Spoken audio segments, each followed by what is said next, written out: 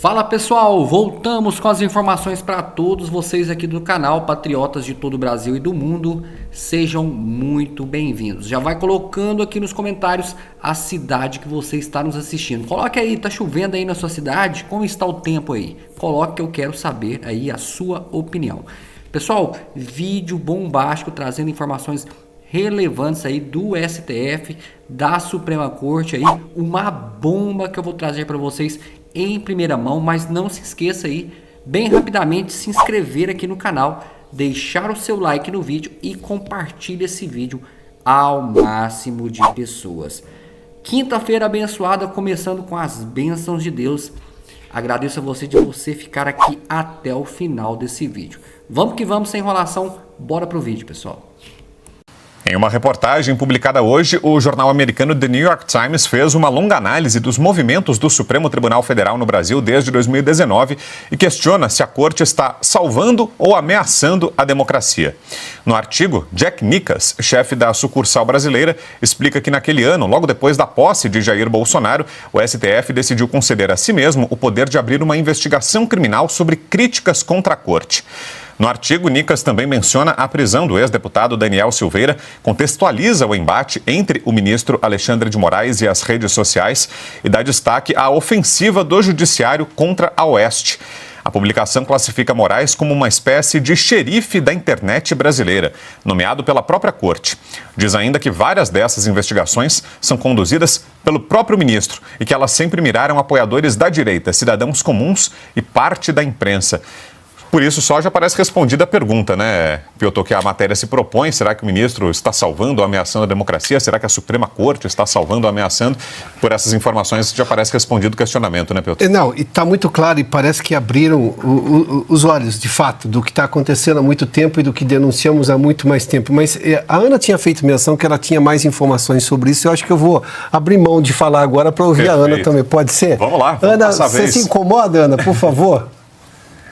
Imagina, nem um pouco. A informação é que essa matéria do New York Times já chegou dentro do Senado dos Estados Unidos da América e um assessor de um senador, não posso revelar porque ele pediu, porque vai entrar também em mais um relatório essa matéria do New York Times. Esse assessor me ligou porque ele sabia que eu trabalhava na revista Oeste e ele pediu mais detalhes. Foi quando eu contei, né, toda a história dos 6 gigabytes, aqui só encontramos matérias jornalísticas, então o senhor dá um jeito. E ele estava, enquanto eu falava com ele no telefone, ele estava exatamente com aquele relatório que veio da Câmara, da comissão da Câmara, de 541 páginas sobre o Twitter Files Brasil. E diante daquele relatório, ele me fez algumas perguntas e quando eu respondia, ele falava: it all makes sense now. Agora tudo começa a se encaixar, ou seja, às vezes eu sei que nós estamos diante de um cenário tão aterrorizante no Brasil, com toda essa batida totalitária do Alexandre de Moraes, e a gente fica esperando uma bala de prata, né? É o Elon Musk, é a Câmara Americana, é aqui, é ali, é o impeachment do Moraes, mas um grande quebra-cabeça está sendo construído para expor ainda mais o que está acontecendo e não apenas expor, medidas serem tomadas. Ele comentou também, ele que é um assessor de um senador, comentou também do projeto de lei da Maria Salazar, a deputada do estado da Flórida, uma das 3 signatárias do projeto de lei, que visa caçar vistos de censores. E ele disse que esse projeto também rodou o Senado, porque o nome do Alexandre de Moraes está ali naquele projeto como um dos censores. Ou seja, os americanos estão de olho não apenas para interferir, né, na soberania brasileira, mas para tentar colocar um freio exatamente nessa palavra censores. E aí na nossa conversa ele comparou Alexandre de Moraes, vejam com quem? Com Nicolás Maduro. Não, é ótimo ouvir o que a Ana nos traz aí de informação, porque se tem uma coisa que toda vez eu percebi indo aos Estados Unidos é que eles têm muito viva na memória as ditaduras latino-americanas. Estou falando lá do século passado ainda. Isso é muito vivo. E claro que isso foi avivado ainda mais pelos casos, digamos, recentes da Venezuela. A Ana acabou de citar aí a comparação com Nicolás Maduro, com o Ortega na Nicarágua e desde sempre a situação de Cuba.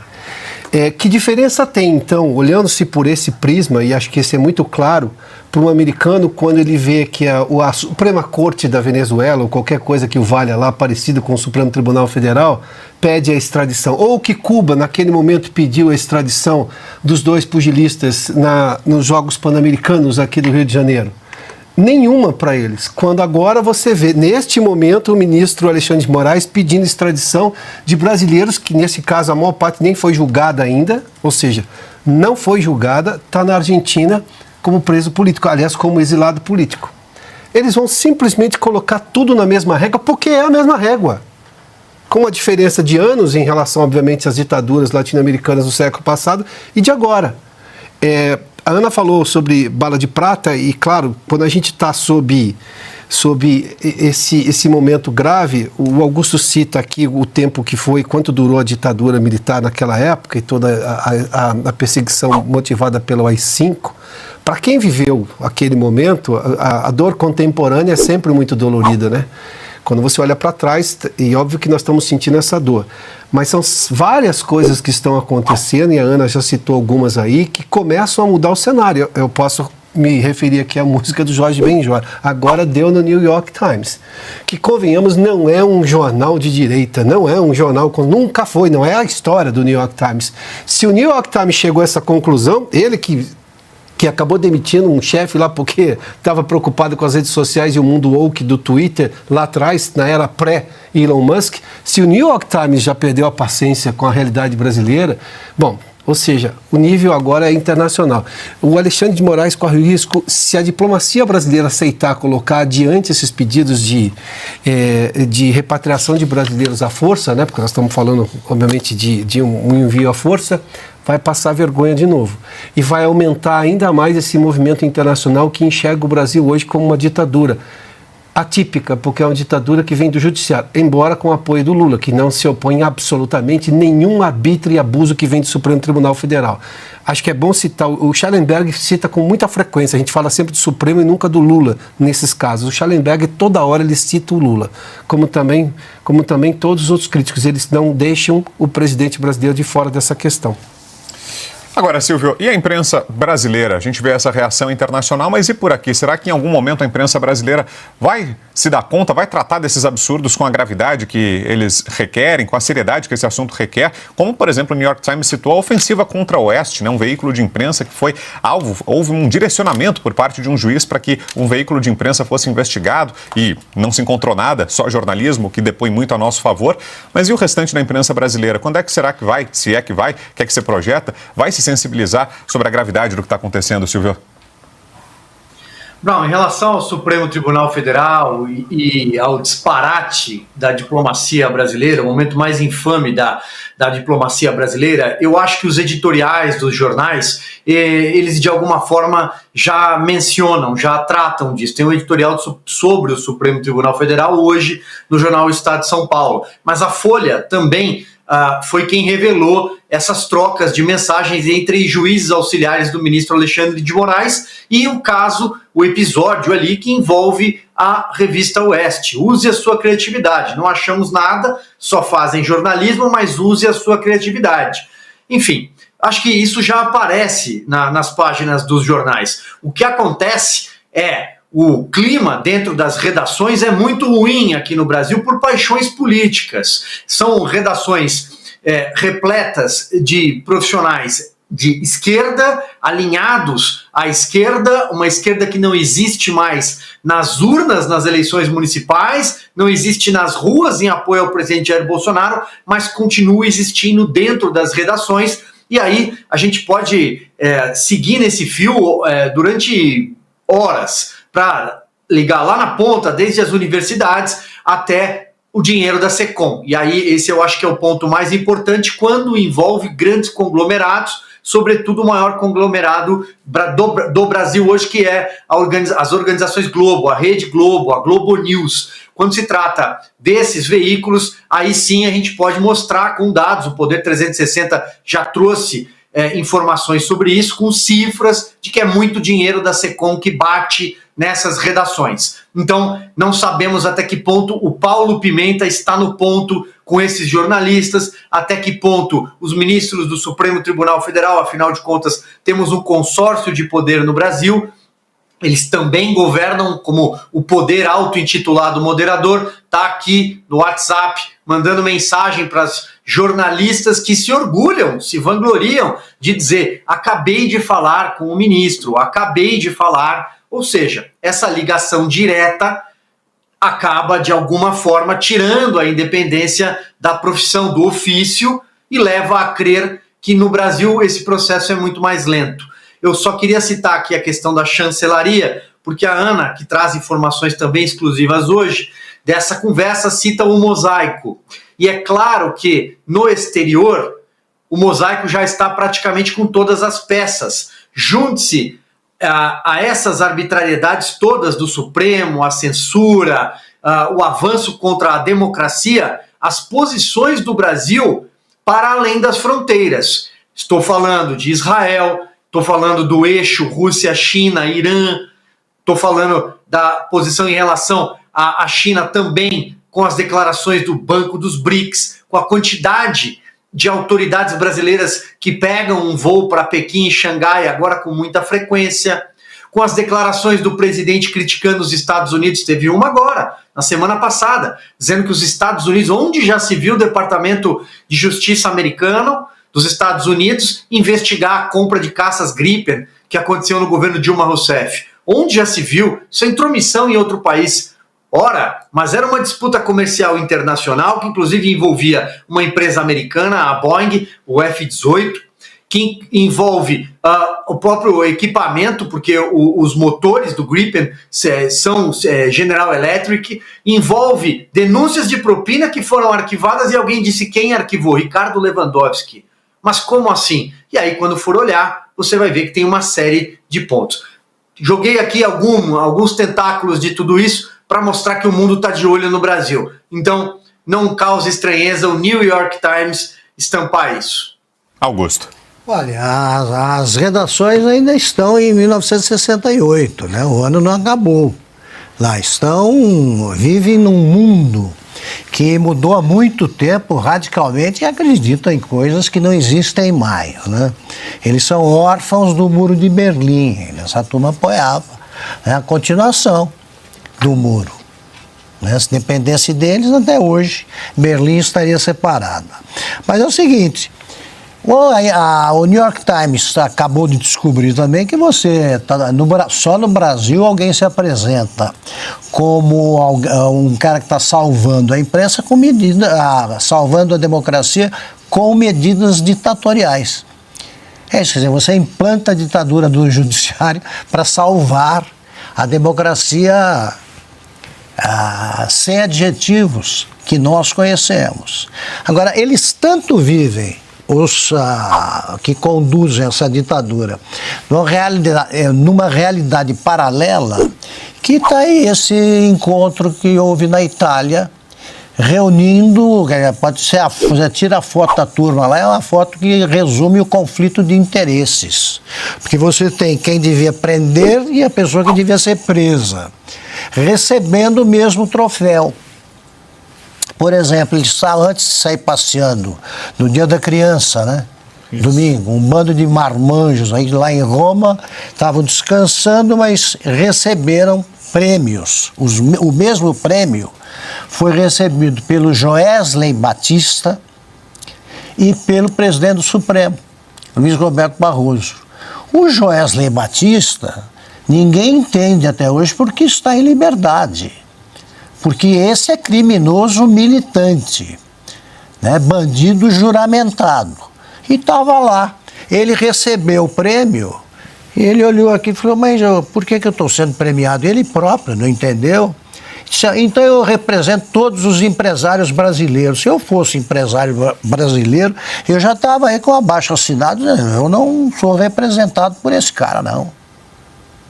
É isso, eles estão em Roma, né, o que deveria ser a justiça e a turma que deveria ser presa. O Joesley está lá com o irmão, esteve, né, com o irmão como conferencista, Wesley, também ex-presidiário, em companhia de gente do Tribunal de Contas, presidente do Senado, etc, etc. Que tal? Parecia um saidão com a turma que autoriza o saidão. Então, esse Brasil, né, só pode continuar na cabeça de quem vai festejar em Roma. Aliás, estavam lá os representantes da Enel, aí, durante o apagão. Com o ministro de Minas e Energia ao lado. Né? Com o ministro de Minas e Energia do Brasil passeando lá. E aí ele se refere, sabe como é que estava lá também, como é que é o cargo do jeito que cuida do Brasil, lá na empresa, na cúpula? Como? Diretor para o resto do mundo. É como eles tratam o Brasil. Sim. A Ana chamou, só antes de passar, Ana, deixa eu reforçar aqui a importância de quem está nos acompanhando fazer a assinatura da Oeste. Afinal de contas, a gente está tratando aqui do nosso caso, do caso da Oeste, que virou destaque no New York Times. Tamanho é o absurdo da situação em que um juiz determinou que fosse feita uma investigação sobre um órgão de imprensa independente. E para que esse trabalho nosso continue, para que a Oeste siga desvinculada de qualquer partido político, sem receber dinheiro público, de forma corajosa, praticando jornalismo, levando informações com independência, com autonomia, com seriedade, é necessária a sua assinatura. Você que assiste a nossa programação, curte aqui o Sem Filtro, é o principal responsável por manter a Oeste viva. E como é que você faz isso? Além de acompanhar a nossa programação, fazendo a sua assinatura. E esse processo está cada vez mais simples. Aqui na tela já estão os caminhos para que você faça a sua assinatura. Se você está nos ouvindo pelo rádio, vou te passar o número. O WhatsApp que está aí na tela é o 11 94239 9799. Também tem o site revistaoeste.com/assine e no caso de quem está nos acompanhando, tem o QR Code na tela também. Vitor, essas informações que estamos dando aqui, nenhum jornal deu. Sim, pois é. Nenhum jornal deu. Pois é, não bastasse um veículo como o New York Times noticiar, a imprensa brasileira, mesmo assim, permaneceu em silêncio. A Ana chamou? Diga lá, Ana. Eles não leem mais o New York Times. Chamei, Vitor, e quero pegar exatamente esse gancho aí que você disse da assinatura, porque eu esqueci de mencionar que durante a minha conversa com esse assessor de um senador americano, ele fez algumas perguntas sobre quando, mais ou menos, que o ativismo do Tribunal, do STF havia começado, Alexandre de Moraes. Aí eu perguntei para ele, você tem 2 horas? Aí ele riu e disse assim, você pode me explicar briefly, de maneira rápida? Eu disse, não, de maneira rápida não tem como te explicar, mas eu vou te mandar uma matéria, então, uma matéria que nós demos aqui na Oeste, 26 de agosto de 2021, uma matéria do Christian Costa, e que mostrava que o STF já havia tomado 123 medidas contra Bolsonaro, de acordo com o levantamento. Medidas essas, interferências do Supremo Tribunal Federal, do Judiciário, no Executivo, interferências que não estão apreciadas pela nossa Constituição. E aí eu perguntei para ele, olha, só está em português. Ele falou, não tem problema, eu peço para os meus aqui para a gente traduzir. Um pouco tempo depois, uns 20 minutos depois, ele apenas me mandou uma mensagem de texto assim, oh my, meu Deus. Ou seja, a importância da assinatura de todos vocês para a Revista Oeste é exatamente por causa disso. Esse programa chama Sem Filtro, mas a revista toda não tem filtro. Ela mostra exatamente o que está acontecendo no Brasil, os fatos, e por causa exatamente de uma matéria da Revista Oeste, agora o Senado americano vai saber das 123 medidas da STF contra a administração do presidente Jair Bolsonaro. Boa, Ana. E olha, a goleada da seleção brasileira ontem sobre o Peru por 4-0 marcou o retorno da equipe a Brasília depois de 3 anos. Entre os mais de 60 mil torcedores que estavam nas arquibancadas do estádio Mané Garrincha na noite desta terça-feira, estavam presentes os ministros do Supremo Tribunal Federal, Alexandre de Moraes, Flávio Dino, Gilmar Mendes e Cristiano Zanin. A presença dos ministros do STF no jogo da seleção ocorre 6 dias depois da interrupção do julgamento que define a permanência ou o afastamento do presidente da CBF, Edinaldo Rodrigues, do cargo. O camarote também contou com a presença do ministro-chefe da Advocacia Geral da União, Jorge Messias, e do ministro da SECOM, Paulo Pimenta. Quem também estava ontem lá acompanhando esse jogo no estádio Mané Garrincha e, diferente dos ministros da Suprema Corte, teve uma recepção bastante calorosa, carinhosa do público, foi o deputado federal Nicolas Ferreira. Ele foi ovacionado pelo público nas arquibancadas, enquanto a presença dos ministros foi ignorada. Vamos ver.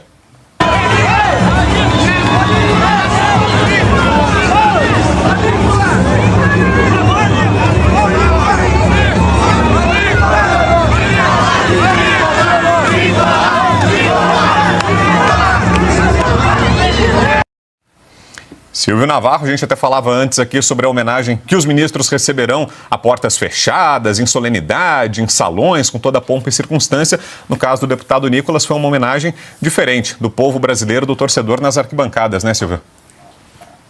E foi bom porque os ministros do Supremo Tribunal Federal, essa imagem que a gente acabou de exibir, não sei se dá para mostrar, no final, né, nessa sequência, tem até uma olhadinha de esguelho ali, né, de lado do ministro Alexandre de Moraes. Não sei se ele notou que o Nicolas estava sendo saudado pelo público. É o deputado que representa a força jovem da direita, do conservadorismo, do liberalismo econômico. Aí já vai ter as imagens de novo e, salvo engano, nessa sequência o ministro Alexandre de Moraes dá uma espiada ali e fala, puxa vida, acho que ele pensou, né? A gente aqui ignorado, talvez muita gente não saiba nem que estamos aqui nesse cercadinho VIP, numa mistura de poderes, porque tampouco Paulo Pimenta seria ovacionado, né? Tampouco o Messias, o Jorge Messias, seria ovacionado. Imagine se o presidente Lula aparece num evento como esse. Ouviria desde o Não Roube a Santa, que ouviu no Círio de Belém, até, como Augusto sempre recorda, a sonora e estrondosa vaia do Maracanã na abertura dos Jogos Pan-Americanos do Rio de Janeiro. Então, é a temperatura das ruas, é a temperatura do povo. Né? Quem será que tem popularidade? Ou amanhã eles vão abrir a sessão do Supremo Tribunal Federal dizendo que foram ao estádio e foram saudados e estão de bem com as ruas. E aí, Augusto? Olha, só dizer o seguinte, que o Supremo, os ministros que não foram, eles estavam descansando do trabalho em Roma. Aí a segunda turma. A primeira estava em Roma. Tem turmas no Supremo. Descansando. Trabalharam demais lá.